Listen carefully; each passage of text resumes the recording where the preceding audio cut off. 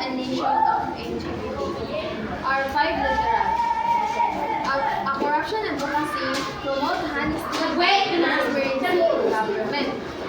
Number two, this advocacy encourages citizens to report corrupt activities.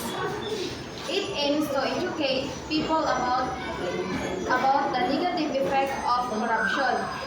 The advocacy support stricter laws and stronger accountability.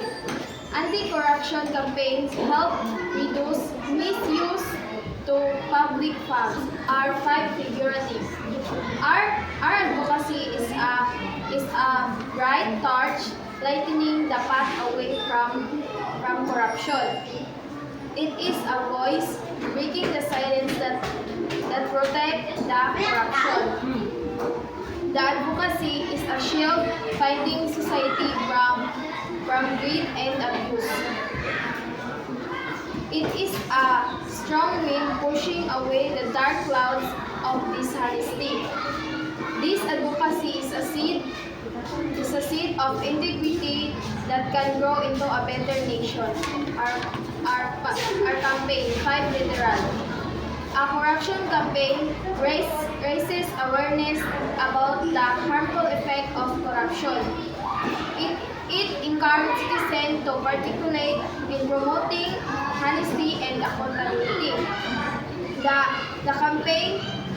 campaign provides information on how to report corrupt activities. It aims to reduce corruption through education and community involvement.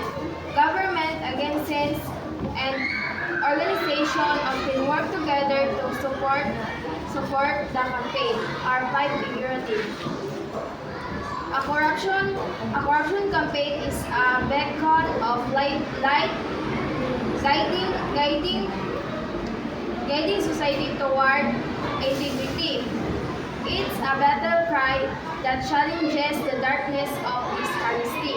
Number three, the campaign is a broom sweeping away the dust of corruption. It's a spark that ignites the fire of change in every citizen. This campaign is a racing tide washing the stain of greed. Okay, thank you.